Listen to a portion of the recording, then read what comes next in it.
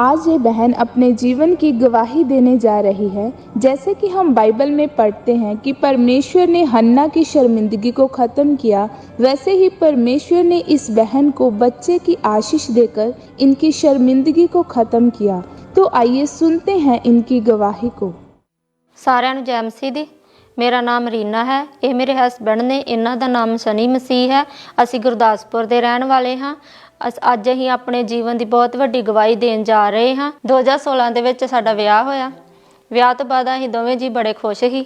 ਵਿਆਹ ਤੋਂ ਬਾਅਦ ਅਸੀਂ ਕੁਝ ਮਹੀਨਿਆਂ ਬਾਅਦ ਬੇਬੀ ਲਈ ਟਰਾਈ ਕੀਤਾ, ਪਰ ਬੇਬੀ ਹੋ ਨਹੀਂ ਸੀ ਰਿਹਾ। ਜਦੋਂ ਮੇਰੇ ਬੇਬੀ ਨਹੀਂ ਸੀ ਹੋ ਰਿਹਾ, ਅਸੀਂ ਦੋਵਾਂ ਜੀਆਂ ਨੇ ਸਲਾਹ ਕੀਤੀ ਕਿ ਅਸੀਂ ਕਿਸੇ ਡਾਕਟਰ ਨੂੰ ਦਿਖਾ ਲਈਏ।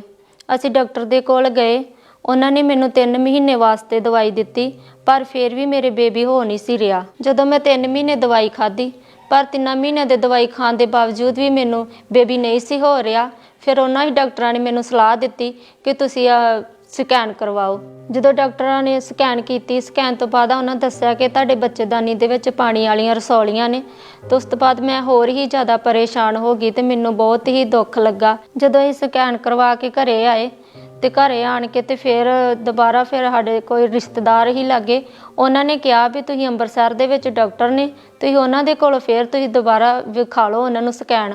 ਤੇ ਜਦੋਂ ਫਿਰ ਅਸੀਂ ਡਾਕਟਰ ਦੇ ਕੋਲ ਗਏ, ਡਾਕਟਰ ਨੇ ਮੈਨੂੰ ਕਿਹਾ ਵੀ ਤੁਹਾਡੇ ਪਾਣੀ ਵਾਲੀਆਂ ਰਸੌਲੀਆਂ ਜਦ ਤੱਕ ਨਹੀਂ ਸੁੱਕਣਗੀਆਂ ਤੁਹਾਡੇ ਬੇਬੀ ਨਹੀਂ ਹੋਗਾ। ਤੇ ਉਹਨਾਂ ਨੇ ਸਾਨੂੰ 3 ਮਹੀਨਿਆਂ ਵਾਸਤੇ ਸਾਨੂੰ ਦਵਾਈ ਦਿੱਤੀ। ਇਸੇ ਤਰ੍ਹਾਂ ਮਹੀਨੇ ਸਾਲ ਬੀਤਦੇ ਗਏ ਤੇ ਅਸੀਂ ਦਵਾਈਆਂ ਖਾਂਦੇ ਰਹੇ, ਪਰ ਮੈਨੂੰ ਬੇਬੀ ਹੋ ਨਹੀਂ ਸੀ ਰਿਹਾ। ਜਦੋਂ ਮੈਨੂੰ ਬੇਬੀ ਹੋ ਨਹੀਂ ਸੀ ਰਿਹਾ, ਮੈਂ ਬਹੁਤ ਹੀ ਪਰੇਸ਼ਾਨ ਰਹਿਣ ਲੱਗ ਪਈ। ਮੈਨੂੰ ਬਹੁਤ ਹੀ ਮੇਰਾ ਮਨ ਦੁਖੀ ਹੁੰਦਾ ਹੈ ਕਿ ਮੈਂ ਕਦ ਮੇਰੇ ਬੇਬੀ ਹੋਗਾ, ਕਦ ਹੋਗਾ। ਔਰ ਜਦੋਂ ਵੀ ਸਾਡੇ ਲਾਗੇ ਆਂਢੀਆਂ ਗੁਆਂਢੀਆਂ ਦੇ ਬੱਚੇ ਆਉਂਦੇ ਸੀ ਤੇ ਮੇਰਾ ਚੁੱਕਣ ਨੂੰ ਦਿਲ ਕਰਦਾ ਸੀ ਤੇ ਮੈਂ ਫੇਰ ਵੀ ਨਹੀਂ ਚੁੱਕਦੀ ਵੀ ਕਿਤੇ ਮੈਨੂੰ ਲੋਕੀ ਤਾਨੇ ਨਾ ਦੇਣ। ਜਦੋਂ ਮੇਰੇ ਬੇਬੀ ਨਹੀਂ ਸੀ ਹੋ ਰਿਹਾ, ਮੈਂ ਬਹੁਤ ਹੀ ਪਰੇਸ਼ਾਨ ਰਹਿਣ ਲੱਗ ਪਈ। ਸਾਰਾ ਦਿਨ ਮੇਰਾ ਮਨ ਜਿਹੜਾ ਕੰਮ ਨੂੰ ਨਹੀਂ ਹੀ ਕਰਦਾ ਵੀ, ਔਰ ਰਾਤ ਵੀ ਮੈਂ ਉੱਠ ਕੇ ਰੋਂਦੀ ਰਹਿੰਦੀ ਸਾਂ। ਔਰ ਆਂਢੀਆਂ ਗੁਆਂਢੀਆਂ ਦੇ ਬੱਚੇ ਵੇਖ ਕੇ ਮੇਰਾ ਵੀ ਮਨ ਕਰਦਾ ਸੀ ਕਿ ਮੇਰੇ ਵੀ ਬੇਬੀ ਹੋਗਾ, ਮੇਰੇ ਵੀ ਬੱਚਾ ਹੋਵੇ ਤੇ ਮੈਂ ਵੀ ਚੁੱਕਾਂ, ਮੈਂ ਵੀ ਖੜਾਵਾਂ। ਜਦੋਂ ਸਾਡੇ ਬੇਬੀ ਨਹੀਂ ਸੀ, ਆਪਾਂ ਪਰੇਸ਼ਾਨ ਸੀ।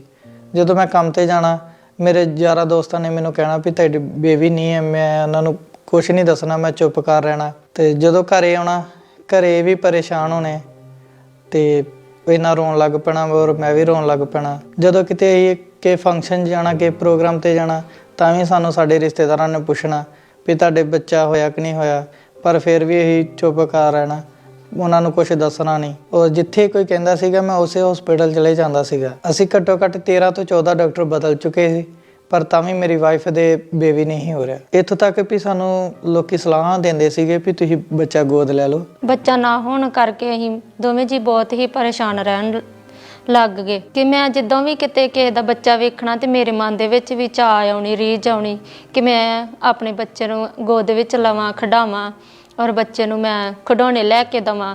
ਜਦੋਂ ਵੀ ਮੈਂ ਕਿਤੇ ਜਾਣਾ ਜਾਂ ਪ੍ਰੋਗਰਾਮ ਤੇ ਜਾਣਾ, ਮੇਰੇ ਮਨ ਦੇ ਵਿੱਚ ਆਉਣਾ, ਹਾਏ ਮੈਨੂੰ ਕੋਈ ਪੁੱਛ ਨਾ ਲਵੇ ਕਿ ਤੁਹਾਡੇ ਬੇਬੀ ਕਿਉਂ ਨਹੀਂ ਹੋ ਰਿਹਾ, ਤੇ ਉਹਨਾਂ ਨੂੰ ਮੈਂ ਕੀ ਜਵਾਬ ਦੇਵਾਂਗੀ। ਜਦੋਂ ਸਾਨੂੰ ਕੋਈ ਵੀ ਉਮੀਦ ਨਹੀਂ ਸੀ, ਸਾਡੀ ਸਾਰੀਆਂ ਉਮੀਦਾਂ ਟੁੱਟ ਗਈਆਂ ਸੀ, ਪਰ ਫਿਰ ਸਾਨੂੰ ਕਿਸੇ ਰਿਸ਼ਤੇਦਾਰ ਨੇ ਸਾਡੇ ਨੇ ਦੱਸਿਆ ਵੀ ਤੁਸੀਂ ਖਾਮਰਾ ਚਰਚ ਜਾਓ, ਉੱਥੇ ਬਹੁਤ ਵੱਡੇ ਚਮਤਕਾਰ ਹੁੰਦੇ ਨੇ। ਉਹਨਾਂ ਕਿਹਾ ਵੀ ਤੁਹਾਨੂੰ ਵੀ ਬੱਚੇ ਨਾਲ ਬਲੈਸ ਕਰੇਗਾ ਪ੍ਰਭੂ। ਔਰ ਮੈਂ ਆਪਣੀ ਵਾਈਫ ਨਾਲ ਗੱਲ ਕੀਤੀ, ਫਿਰ ਆਪਾਂ ਖਾਮਰਾ ਚਰਚ ਗਏ। ਜਦੋਂ ਅਸੀਂ ਪਹਿਲੀ ਵਾਰੀ ਖਾਮਰਾ ਚਰਚ ਆਏ, ਸਾਨੂੰ ਬਹੁਤ ਵਧੀਆ ਲੱਗਾ, ਗਵਾਹੀਆਂ ਸੁਣੀਆਂ। ਮੈਂ ਔਰ ਮੇਰੇ ਹਸਬੈਂਡ ਲਗਾਤਾਰ ਹੀ ਖਾਮੜਾ ਚਰਚ ਨਾਲ ਜੁੜੇ ਰਹੇ। ਖਾਮੜਾ ਚਰਚ ਦੇ ਵਿੱਚ ਆਉਂਦੇ ਰਹੇ, ਮੀਟਿੰਗ ਅਟੈਂਡ ਕਰਦੇ ਰਹੇ, ਵਚਨ ਨੂੰ ਸੁਣਦੇ ਰਹੇ, ਤੇ ਸਾਡੇ ਮਨ ਦੇ ਵਿੱਚ ਵਿਸ਼ਵਾਸ ਬੱਝ ਗਿਆ ਕਿ ਪ੍ਰਭੂ ਸਾਨੂੰ ਜ਼ਰੂਰ ਬੇਬੀ ਦੇ ਨਾਲ ਬਲੈਸ ਕਰੇਗਾ। 28 ਅਕਤੂਬਰ 2018 ਨੂੰ ਜਦ ਮੈਂ ਖਾਮੜਾ ਚਰਚ ਦੇ ਵਿੱਚ ਆਈ, ਉਸ ਦਿਨ ਪਰਮੇਸ਼ਰ ਦੇ ਦਾਸ ਨੇ ਉਹਨਾਂ ਭੈਣਾਂ ਦੇ ਲਈ ਪ੍ਰਾਰਥਨਾ ਕੀਤੀ ਕਿ ਜਿਨ੍ਹਾਂ ਭੈਣਾਂ ਦੇ ਕੋਲ ਬੇਬੀ ਨੇ ਉਹਨਾਂ ਨੂੰ ਪ੍ਰਭੂ ਬੇਬੀ ਦੇਣ ਜਾ ਰਿਹਾ, ਔਰ ਮੈਂ ਉਸ ਪ੍ਰਾਰਥਨਾ ਨੂੰ मैं रिसीव किया। अपने हाथों को उठाओ, मेरे साथ एक मन हो जाओ। प्रेगनेंसी रिपोर्ट्स, क्योंकि आज की मीटिंग में मैं आपकी प्रेगनेंसी को पॉजिटिव देख रहा हूं। आपके गर्भ खुल जाएं यीशु मसीह के सामर्थ्य नाम में, रिसीव करें बेबी बॉय, बेबी गर्ल को जो आप चाहते हैं। यीशु मसीह के सामर्थ्य नाम में अगर आमीन ऊंचा, ये आशीष आपकी है। ਜਦੋਂ ਮੈਂ ਘਰੇ ਗਈ, ਘਰੇ ਜਾ ਕੇ ਮੈਂ 21 ਫਾਸਟਿੰਗ ਰੱਖੇ।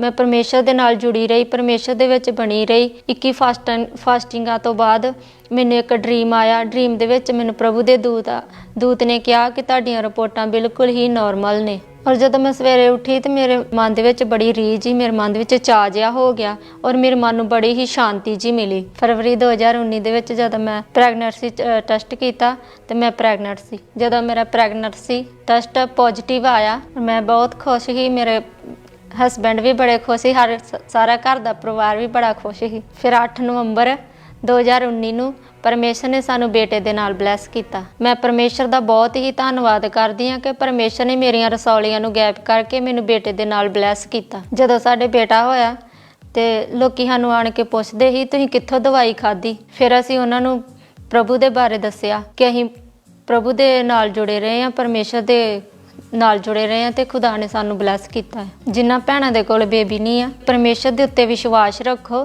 ਜਿਸ ਤਰ੍ਹਾਂ ਪਰਮੇਸ਼ਰ ਨੇ ਮੈਨੂੰ ਬੇਟੇ ਦੇ ਨਾਲ ਬਲੈਸ ਕੀਤਾ ਹੈ, ਉਹਨਾਂ ਭੈਣਾਂ ਨੂੰ ਮੈਂ ਇਹੀ ਕਹਿਣਾ ਚਾਹੁੰਦੀ ਕਿ ਖੁਦਾ ਤੁਹਾਨੂੰ ਵੀ ਬਲੈਸ ਕਰੇਗਾ।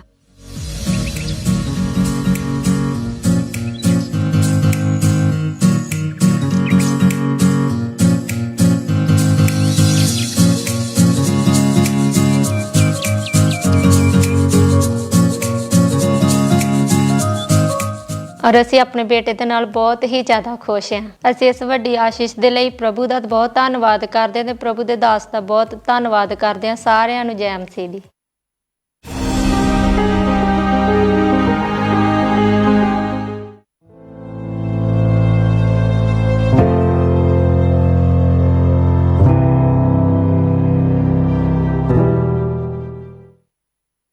जैसे कि हम बाइबल में देखते हैं कि परमेश्वर ने बहुत सारे लंगड़ों को चलने की सामर्थ्य दी और परमेश्वर की उसी जीवित सामर्थ्य ने इस भाई के जीवन में कार्य किया। तो आइए हम सुनते हैं इनकी मार्वलस गवाही को।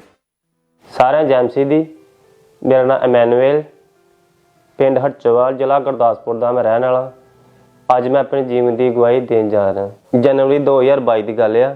मैं अपने भट्ठे ते काम करदा पिया सी। 20 फुट की उचाई ते बंदे काम करते पे सी। उन्होंने बुलाउण गया, मैं बुलाते मेरा पैर स्लिप हो गया। 20 फुट की उचाई तो मैं थले डिग गया। जो मैं 20 फुट की उचाई तो थले डिगा, 2 जने आए मोटरसाइकिल लैके मैनू सहारा दे के लै नेड़े हॉस्पिटल लै गए। डॉक्टर मेरे एक्सरे किए।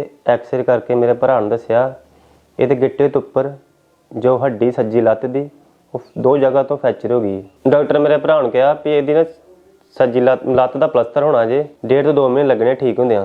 तो उन्हें पलस्तर ला के मैनू घर भेजता। जो पलस्तर लवा के मेरे भरा ने घरे लिया, मैं टोटली बैड ते चला गया। सब कुछ टॉयलेट बाथरूम मैं घर वाली कराउंदी, रोटी तक खुआंदी, चुक के मैनू वो भालदी ना। मैं कोई हिलिया जाता ना इधर ना उधर। जो किते बाहर दा मतलब धुप लगनी, बच्चे ने मेरे ने उन्हें खाना फड़ के मैं घर वाली ने फड़ के मैनू बाहर खाना दोवां ने। मेरी लत्त थले मैनू सराहना रख के सौना पैंदा सी। रात नूं बड़ी तंगी हुंदी, दर्द हुंदी रही पलस्तर दे विच मेरे।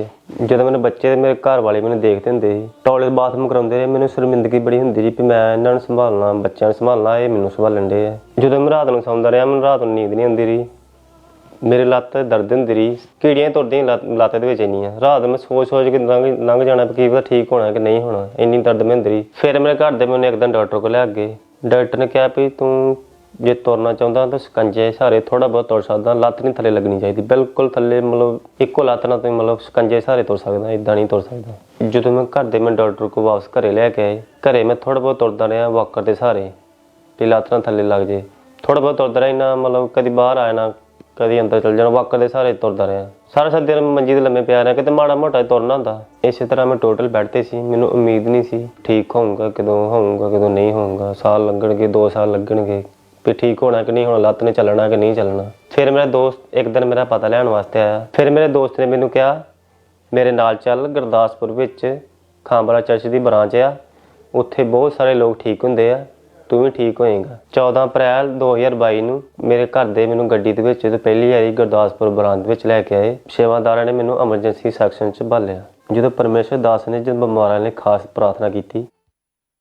मैं देख रहा हूं पवित्र आत्मा उन व्हील चेयर वाले रोगियों को, उनकी टांगों को नया बल दे रहा है। रीढ़ की हड्डी के रोगियों को नया बल दे रहा है।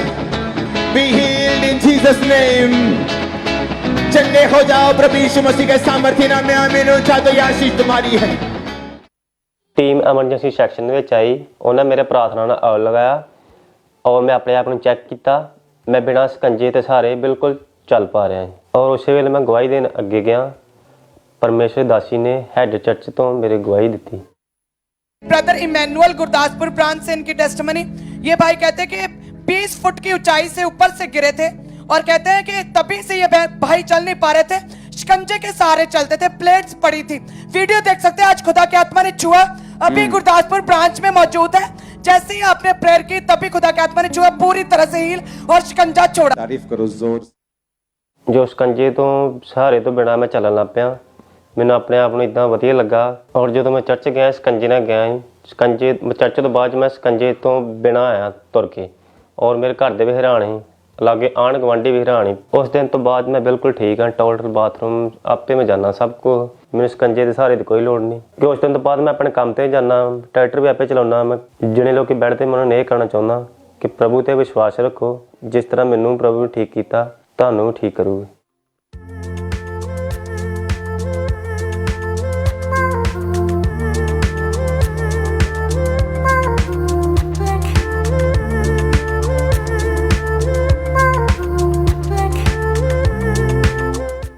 ਇਸ ਵੱਡੀ ਚੰਗਾਈ ਲਈ ਮੈਂ ਪ੍ਰਭੂ ਦਾ ਧੰਨਵਾਦ ਕਰਦਾ, ਪ੍ਰਭੂ ਦੇ ਦਾਸ ਦਾ ਧੰਨਵਾਦ ਕਰਦਾ। ਸਾਰਿਆਂ ਨੂੰ ਜੈ ਮਸੀਹ ਦੀ।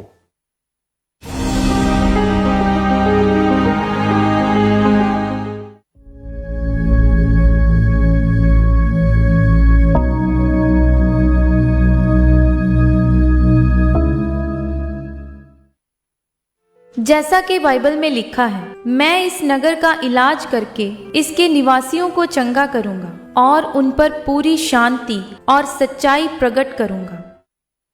सारिਆਂ ਨੂੰ ਜੈ ਮਸੀਹ ਕੀ। ਮੇਰਾ ਨਾਮ ਮਨੂ ਆ, ਮੈਂ ਗੜਸ਼ੰਕਰ ਦੀ ਰਹਿਣ ਵਾਲੀ ਆ। ਮੈਂ ਅੱਜ ਆਪਣੀ ਬੇਟੀ ਦੇ ਜੀਵਨ ਦੀ ਗਵਾਹੀ ਦੇਣ ਜਾ ਰਹੀ ਹਾਂ ਕਿ ਕਿੱਦਾਂ ਪਰਮੇਸ਼ਵਰ ਨੇ ਉਹਦੀ ਲਾਈਫ ਵਿੱਚ ਕੰਮ ਕੀਤਾ। 4 ਜਨਵਰੀ 2022 ਨੂੰ ਮੇਰੀ ਬੇਟੀ ਦਾ ਜਨਮ ਹੋਇਆ। मतलब कि उस तो बाद बिल्कुल ठीक सी, कोई प्रॉब्लम नहीं सी, पर 2 महीने बाद उन्होंने मतलब कि प्रॉब्लम आना शुरू हो गई। मतलब कि वो बिल्कुल मतलब कि फीड नहीं सी लैंदी, कि रोन लग जाती सी, कि पता नहीं सी लगता भी क्यों रोंदियां। जदों असीं मैं अपनी बेटी नूं बंगिया दे स्पैशलिस्ट डॉक्टर तो लैके गई, फिर उन्होंने उन्होंने चैक किया स्पैचुला दे द्वारा, ਉਹਦੇ ਹਾਰਟ ਬੀਟ ਨੂੰ ਚੈੱਕ ਕੀਤਾ। ਤੇ ਪਰ ਜਦੋਂ ਉਹਨਾਂ ਨੇ ਚੈੱਕ ਕੀਤਾ ਤਾਂ ਉਹਨਾਂ ਨੂੰ ਲੱਗਿਆ ਕਿ ਬੇਬੀ ਦੀ ਕੋਈ ਹਾਰਟ ਦੀ ਪ੍ਰੋਬਲਮ ਆ।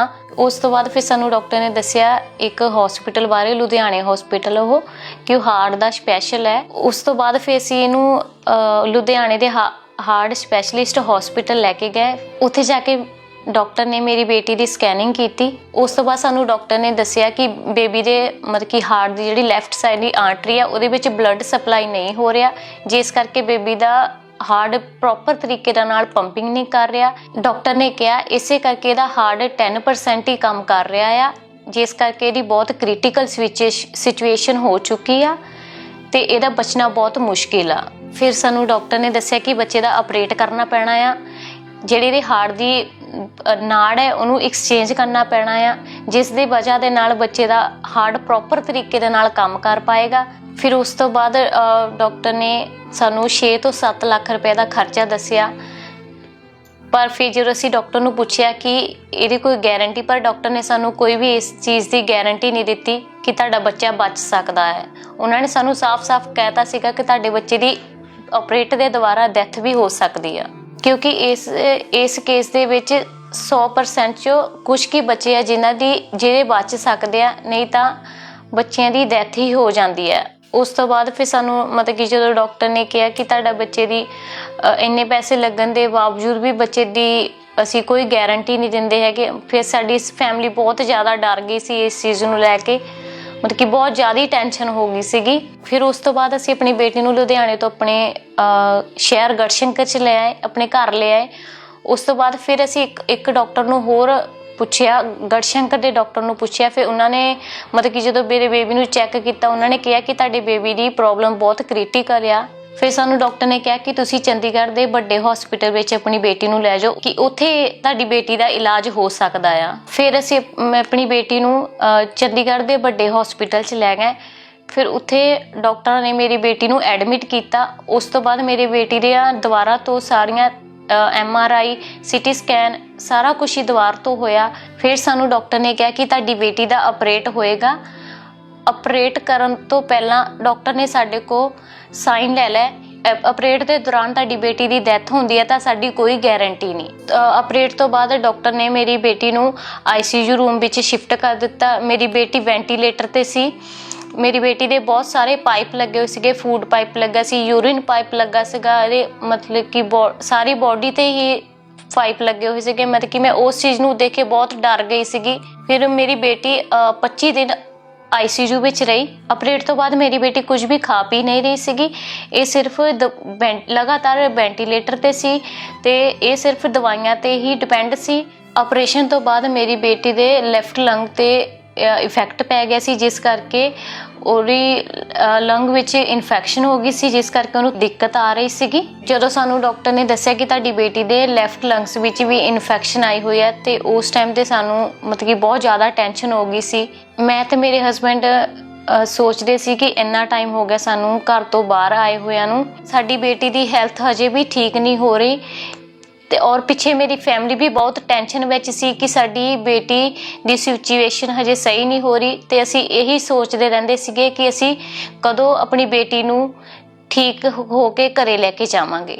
ਪਰ ਉਹਨਾਂ ਹਾਲਾਤਾਂ ਵਿੱਚ ਵੀ ਸਾਡਾ ਭਰੋਸਾ ਪਰਮੇਸ਼ਵਰ ਤੇ ਸੀ, ਕਿਉਂਕਿ ਅਸੀਂ ਪਹਿਲਾਂ ਤੋਂ ਹੀ ਖਾਂਬਰਾ ਚਰਚ ਦੇ ਨਾਲ ਜੁੜੇ ਹੋਏ ਸੀ ਅਤੇ ਅਸੀਂ ਪਰਮੇਸ਼ਵਰ ਦੇ ਵੱਡੇ ਕੰਮਾਂ ਨੂੰ ਦੇਖਿਆ ਹੋਇਆ ਸੀ ਕਿ ਕਿਵੇਂ ਪਰਮੇਸ਼ਵਰ ਲੋਕਾਂ ਦੇ ਜੀਵਨਾਂ ਵਿੱਚ ਕੰਮ ਕਰਦਾ ਹੈ ਤੇ ਸਾਡਾ ਵਿਸ਼ਵਾਸ ਸੀ ਕਿ ਅਸੀਂ ਆਪਣੀ ਬੇਟੀ ਨੂੰ ਸਹੀ ਸਲਾਮਤ ਆਪਣੇ ਘਰ ਵਾਪਸ ਲੈ ਕੇ ਜਾਵਾਂਗੇ। ਮੈਂ ਤੇ ਮੇਰੇ ਹਸਬੈਂਡ ਲਗਾਤਾਰ ਖਾਂਬਰਾ ਚਰਚ ਦੀ ਮੀਟਿੰਗਸ ਨੂੰ ਆਨਲਾਈਨ ਅਟੈਂਡ ਕਰਦੇ ਹੁੰਦੇ ਸੀ ਅਤੇ ਮਾਊਂਟੇਨ ਪ੍ਰੇਅਰਸ ਵੀ ਅਸੀਂ ਡੇਲੀ ਦੇਖਦੇ ਹੁੰਦੇ ਸੀ। ਫਿਰ ਸਾਨੂੰ ਖਾਂਬਰਾ ਚਰਚ ਦੇ ANM ਹਸਪੀਟਲ ਜੀਮੇਲ ਬਾਰੇ ਪਤਾ ਲੱਗਾ। ਫਿਰ ਅਸੀਂ ਆਪਣੀ ਬੇਟੀ ਦਾ ਫਾਰਮ ਫਿਲ ਕੀਤਾ। ਫਿਰ 22 ਮਈ 2022 ਨੂੰ ਪਰਮੇਸ਼ਵਰ ਦੇ ਦਾਸ ਨੇ ਜ਼ੂਮ ਐਪ ਦੁਆਰਾ ਮੇਰੀ ਬੇਟੀ ਤੇ ਲੇ ਹੈਂਡ ਪ੍ਰਾਰਥਨਾ ਕੀਤੀ। Admit in ICU, be healed in Jesus name. प्रार्थना करवाने के बाद जो नहीं कर सकते उसे करना शुरू करना। जिनके टेस्ट होने हैं वो तो टेस्टों में मालूम होगा, लेकिन जिनको फिजिकली प्रॉब्लम है वो आजाद होंगे यीशु मसीह के नाम में। ਫਿਰ ਪ੍ਰੇਅਰ ਤੋਂ ਬਾਅਦ ਮੇਰੀ ਬੇਟੀ ਦੀ ਰਿਕਵਰੀ ਸ਼ੁਰੂ ਹੋਈ। ਫਿਰ ਪ੍ਰੇਅਰ ਤੋਂ ਬਾਅਦ ਡਾਕਟਰਾਂ ਨੇ ਮੇਰੀ ਬੇਟੀ ਨੂੰ ICU ਤੋਂ ਨਾਰਮਲ ਵਾਰਡ ਵਿੱਚ ਸ਼ਿਫਟ ਕਰ ਦਿੱਤਾ। ਉਹਦੀਆਂ ਸਾਰੀਆਂ ਪਾਈਪਾਂ ਉਤਾਰ ਦਿੱਤੀਆਂ ਗਈਆਂ। ਪ੍ਰੇਅਰ ਤੋਂ ਬਾਅਦ ਡਾਕਟਰਾਂ ਨੇ ਮੇਰੀ ਬੇਟੀ ਦਾ ਐਕਸਰਾ ਕੀਤਾ ਤੇ ਸਾਨੂੰ ਦੱਸਿਆ ਕਿ ਤੁਹਾਡੀ ਬੇਟੀ ਦੇ ਲੰਗਸ ਦੀ ਸਾਰੀ ਇਨਫੈਕਸ਼ਨ ਖਤਮ ਹੋ ਚੁੱਕੀ ਆ। ਫਿਰ ਜਦੋਂ ਅਸੀਂ 2 ਮਹੀਨੇ ਬਾਅਦ ਆਪਣੀ ਬੇਟੀ ਨੂੰ ਆਪਣੇ ਘਰ ਵਾਪਸ ਲੈ ਕੇ ਆਏ ਤਾਂ ਮੇਰੀ ਫੈਮਿਲੀ ਪੂਰੀ ਬਹੁਤ ਖੁਸ਼ ਸੀ। ਹੁਣ ਮੇਰੀ ਬੇਟੀ ਬਿਲਕੁਲ ਠੀਕ ਆ। ਇਸ ਨੂੰ ਕੋਈ ਵੀ ਹਾਰਟ ਦੀ ਕੋਈ ਪ੍ਰੋਬਲਮ ਨਹੀਂ ਆ। ਇਹਦੇ ਲੰਗਸ ਬਿਲਕੁਲ ਹੀ ਠੀਕ ਆ। ਇਹ ਬਿਲਕੁਲ ਨਾਰਮਲ ਆ। ਹੁਣ ਮੇਰੀ ਬੇਟੀ ਬਿਲਕੁਲ ਅੱਛੇ ਤਰੀਕੇ ਨਾਲ ਸੌ ਰਹੀ ਆ ਔਰ ਖਾ ਪੀ ਰਹੀ ਆ ਔਰ ਖੇਡ ਰਹੀ ਆ। ਜਿਨ੍ਹਾਂ ਲੋਕਾਂ ਦੇ ਬੱਚੇ ਬਿਮਾਰ ਆ ਔਰ ਜੋ ਕੋਈ ਵੀ ਉਹਨਾਂ ਦੀ ਫੈਮਿਲੀ 'ਚੋਂ ਬਿਮਾਰ ਆ, ਮੈਂ ਉਹਨਾਂ ਨੂੰ ਇਹੀ ਮੈਸੇਜ ਦੇਣਾ ਚਾਹੁੰਦੀ ਹਾਂ ਕਿ ਪਰਮੇਸ਼ਵਰ ਤੇ ਭਰੋਸਾ ਰੱਖੋ। ਮੇਰਾ ਵਿਸ਼ਵਾਸ ਹੈ ਕਿ ਪਰਮੇਸ਼ਵਰ ਨੇ ਜਿੱਦਾਂ ਮੇਰੀ ਬੇਟੀ ਨੂੰ ਚੰਗਾ ਕੀਤਾ ਉਦਾਂ ਹੀ ਪਰਮੇਸ਼ਵਰ ਤੁਹਾਨੂੰ ਤੇ ਤੁਹਾਡੇ ਬੱਚਿਆਂ ਨੂੰ ਚੰਗਾ ਕਰੇਗਾ। ਹੁਣ ਅਸੀਂ ਆਪਣੀ ਬੇਟੀ ਨਾਲ ਬਿਲਕੁਲ ਖੁਸ਼ ਹਾਂ।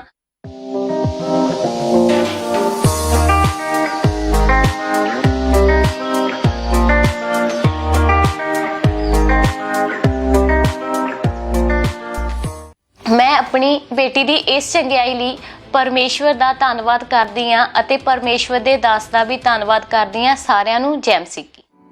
तालीम जाए, जोर से परमेश्वर के लिए तारीफ करें, उसकी जोर से परमेश्वर की तारीफ करें।